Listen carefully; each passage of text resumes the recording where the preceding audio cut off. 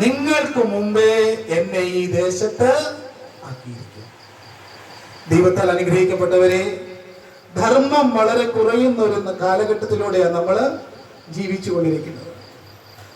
ധർമ്മം എന്ന് പറയുന്നത് ചെയ്യേണ്ടത് ചെയ്യേണ്ടപ്പോൾ ചെയ്യുന്നതാണ് എന്ന് പറയുന്നത് ധർമ്മം. ചെയ്യേണ്ടത് ചെയ്യേണ്ടപ്പോൾ ചെയ്യേണ്ടതാണ് എന്ത് ധർമ്മം. കൂടെയുള്ളവരെയെല്ലാം, തന്റെ കൂടെയുള്ള ഉദ്യോഗസ്ഥരെ എല്ലാം മാറ്റി നിർത്തിയിട്ട് യോസേഫ് തന്റെ സഹോദരങ്ങളോട് മാത്രമായിട്ട് സംസാരിക്കുകയാണ്. ഞാൻ എൻ്റെ ജീവിതത്തിൽ ഏറ്റവും അധികം മനസ്സിലാക്കിയിട്ടുള്ളത് ആരെയാണ്? ദൈവത്തെയാണ്. ആരെയാണ് മനസ്സിലാക്കിയത്? ദൈവത്തെയാണ്. അതുകൊണ്ട് ഉൽപ്പത്തി പുസ്തകം വീണ്ടും നമ്മളോട് പറയുന്നുണ്ട്, യോസേഫ് തന്റെ പ്രിയപ്പെട്ട സഹോദരങ്ങളോട് പറയുന്നു, ഞാൻ ദൈവത്തെ ഭയപ്പെട്ടു ജീവിക്കുന്നു, നിങ്ങളും ജീവിച്ചിരിക്കേണ്ടതിന് ഇത് ചെയ്യുവീൻ. ഞാൻ ദൈവത്തെ ഭയപ്പെട്ടുകൊണ്ട് ജീവിക്കുന്നു, നിങ്ങളും ജീവിച്ചിരിക്കേണ്ടതിന് ഇത് ചെയ്യുവീൻ. ഇന്ന് നമ്മൾ ലോകത്തിൽ ചിന്തിക്കുക, ജീവിച്ചിരിക്കാൻ എന്താ മാർഗം? യോസേഫ് പഠിപ്പിക്കും, ദൈവത്തെ ഭയപ്പെടുന്നവർക്ക് ജീവൻ നിലനിർത്താൻ കഴിയും. മനസ്സിലാക്കേണ്ടതാണ്. ദൈവത്താൽ അനുഗ്രഹിക്കപ്പെട്ടവരെ, നമ്മൾ ഏറ്റവും അധികം പിടികിട്ടാത്തത് ആരെയാണ്? ദൈവത്തെയാണ്. മനസ്സിലാക്കാതെ പോകുന്നത് ആരെയാണ്? ദൈവത്തെയാണ്. എന്റെ കർത്താവേ, ഇതൊക്കെ എന്റെ ജീവിതത്തിൽ എന്തുകൊണ്ട് സംഭവിക്കുന്നുവെന്ന് എത്രയധികം പ്രാവശ്യം ഞാൻ എന്റെ ദൈവത്തോട് ചോദിച്ചിട്ടുണ്ട്. പൊട്ടക്കിണറ്റിൽ കിടന്നപ്പോൾ, മിസ്രൈമ്യർക്ക് വിറ്റപ്പോൾ, പൊത്തിഫോറസിന്റെ ഭവനത്തിൽ കിടക്കുമ്പോൾ, കാരാഗൃഹത്തിൽ കിടക്കുമ്പോൾ, ഇതേ അനുഭവങ്ങളൊക്കെ എനിക്ക് പറയാമായിരുന്നു. പക്ഷെ യോസേഫ് പൂർണ്ണമായും ദൈവത്തെ അറിഞ്ഞവനാണ്. എന്നെയും, അതുകൊണ്ടാണ് യേശുദമ്പുരാൻ പറഞ്ഞത് യോഹന്നാന്റെ സുവിശേഷത്തിൽ, എന്നെയും എന്നെ അയച്ച പിതാവിനെയും അറിയുന്നവർക്കാണ് എന്തുണ്ടാകുന്നത്? നിത്യജീവൻ ഉണ്ടാകുന്നത്. എന്നെയും എന്നെ അയച്ച പിതാവിനെയും അറിയുന്നവർക്കാണ് എന്തുണ്ടാകുന്നത്? നിത്യജീവൻ ഉണ്ടാകുന്നത്. പ്രിയമുള്ളവരെ, ദൈവത്തിന്റെ ജീവരക്ഷയെ കുറിച്ച്, പദ്ധതികളെ കുറിച്ച് ഉത്തമമായി മനസ്സിലാക്കുവാൻ ആർക്ക് സാധിച്ചു? യോസേഫിന് സാധിച്ചു. സഹോദരങ്ങളുടെ വരവിന് വേണ്ടി യോസേഫ് എന്ത് ചെയ്യാണ്? കാത്തിരിക്കുകയാണ്. സഹിക്കാനും ക്ഷമിക്കാനും എന്ത് ചെയ്യണം? കാത്തിരിക്കണം. കാത്തിരുന്നിട്ട് യോസേഫ് തന്റെ പ്രിയപ്പെട്ട സഹോദരങ്ങളെ ചുംബിച്ചു പൊട്ടി കരഞ്ഞു. കഴിഞ്ഞതിനെ കുറിച്ച് ഓർത്ത് കണക്കെടുക്കുകയല്ല, ഇന്നലകളെ കുറിച്ച് ഓർത്ത് ദുഃഖിച്ചിരിക്കുകയല്ല, ഭൂതകാലത്തെ കാര്യങ്ങളെ ഓർത്ത് അവരെ വിഷമിപ്പിക്കുകയല്ല. അവരുടെ ഭാവി ജീവിതത്തെ, അവരുടെ ഇന്നിന്റെ ജീവിതത്തെ ബലപ്പെടുത്തുകയാണ് ആര്? യോസേഫ്. ഈ നിമിഷത്തെ, അവരുടെ ജീവിതത്തെ യോസേഫ് എന്ത് ചെയ്യുകയാണ്? ബലപ്പെടുത്തുകയാണ്, ശക്തീകരിക്കുകയാണ്.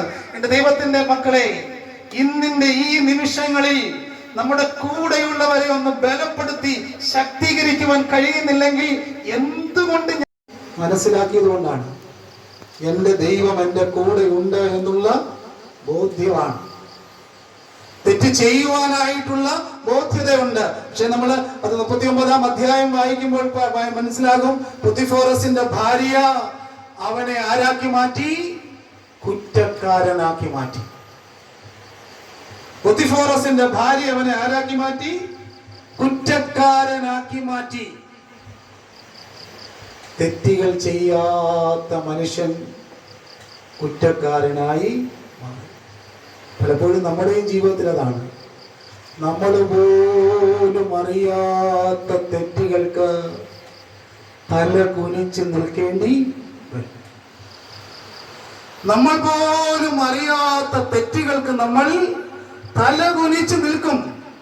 യോസേഫ് തെറ്റുകാരനായി എവിടെ അടയ്ക്കപ്പെട്ടു?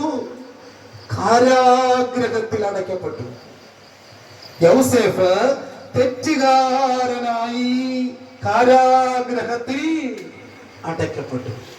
39-ാം അധ്യായം എന്താണെന്ന് പറയുന്നത് അറിയാമോ? അവനിലുള്ള ദൈവത്തിന്റെ കൃപയെ കുറിച്ച് ആര് മനസ്സിലാക്കി? കാരാഗ്രഹ പ്രമാണി മനസ്സിലാക്കി. അവനിലുള്ള ദൈവത്തിന്റെ കൃപയെ കുറിച്ച് കാരാഗ്രഹ പ്രമാണി മനസ്സിലാക്കിയിട്ട് പറയുന്നു, അവനിൽ ഒരു കുറ്റവുമില്ല, അവനിൽ ഒരു കുറ്റവുമില്ല, അവനിൽ ഒരു തെറ്റുമില്ല. 23-ാമത്തെ വാക്യം, 39-ാം അധ്യായത്തിന്റെ 23-ാമത്തെ വാക്യം വായിച്ചാട്ടെ. യഹോവ അവനോട് കൂടെ ഇരുന്ന് അവൻ ചെയ്തതൊക്കെയും സഫലമാക്കുകൊണ്ട് അവന്റെ കൈക്കീഴുള്ള യാതൊന്നും കാരാഗ്രഹ പ്രമാണി നോക്കിയില്ല. ദൈവം കൂടെയുള്ള മനുഷ്യന് ലജ്ജിക്കേണ്ടി വരികയില്ല.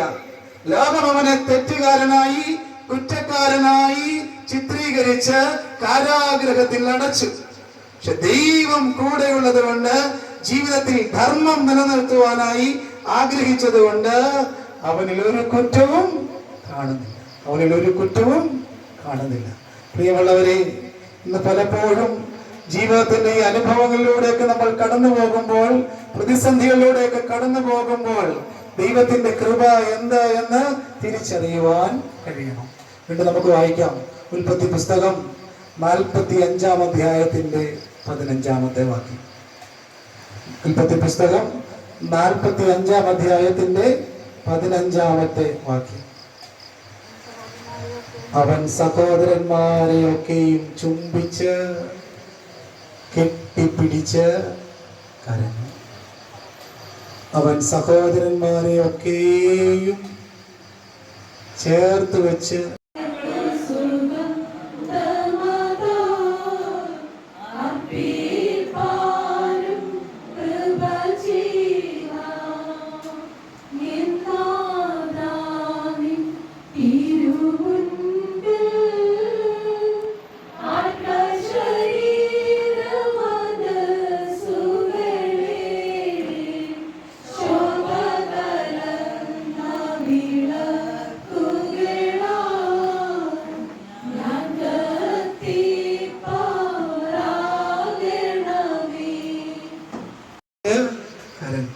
തൊട്ടടുത്ത വാക്യം ഒന്ന് വായിച്ചാട്ട്.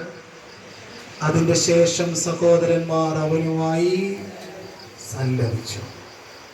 പ്രിയമുള്ളവരെ, തന്റെ യൗസേഫിനോട് പറഞ്ഞിട്ടും അവളോടുകൂടെ ശയിപ്പാനോ അവളുടെ അരികെ ഇരിപ്പാനോ അവൻ അവളെ അനുസരിച്ചു. പുത്തിഫോറസിന്റെ ഭവനത്തിൽ അവളോടുകൂടെ ഇരിപ്പാനോ അവളോടുകൂടെ ശയിപ്പാനോ അവൻ ആഗ്രഹിച്ചില്ല. ധർമ്മമുള്ള ഒരു മനുഷ്യന്റെ ഏറ്റവും വലിയ ജീവിതത്തിന്റെ പ്രത്യേകതയാണ് നാം കാണുന്നത്. നമ്മുടെ ജീവിതത്തിൽ ഏത് നിമിഷവും തെറ്റിലേക്ക് പോകുവാനുള്ള സാഹചര്യമുണ്ട്. ഏത് നിമിഷവും തെറ്റിലേക്ക് പോകുവാനുള്ള സാഹചര്യമുണ്ട്. നീ 10,000 ശരികൾ ചെയ്തുവെങ്കിലും ഒരു തെറ്റും മതി നിന്നെ എന്നേക്കുമായി എവിടേക്ക് കൊണ്ടുപോകാൻ, തെറ്റുകാരനാക്കുവാൻ. നീ എത്ര ശരികൾ ചെയ്തു എന്നല്ല ചോദിക്കാൻ പോകുന്നത്, നീ ചെയ്ത ഒരേ ഒരു തെറ്റാ ചോദിക്കാൻ പോകും. ഇവിടെ വളരെ ഭംഗിയായി വിശുദ്ധ വേദപുസ്തകം പഠിപ്പിക്കുക യൗസേഫ് ഉയർത്തിയ ധാർമ്മികതയാണ്. തെറ്റ് ചെയ്യുവാനായിട്ട് സാഹചര്യങ്ങൾ ഉണ്ടായിട്ട് പോലും അവൻ ഉയർത്തിയ ഏറ്റവും വലിയ ധാർമ്മികത ചെയ്യേണ്ടത് ചെയ്യേണ്ടപ്പോൾ ചെയ്തു എന്നുള്ളതാണ്.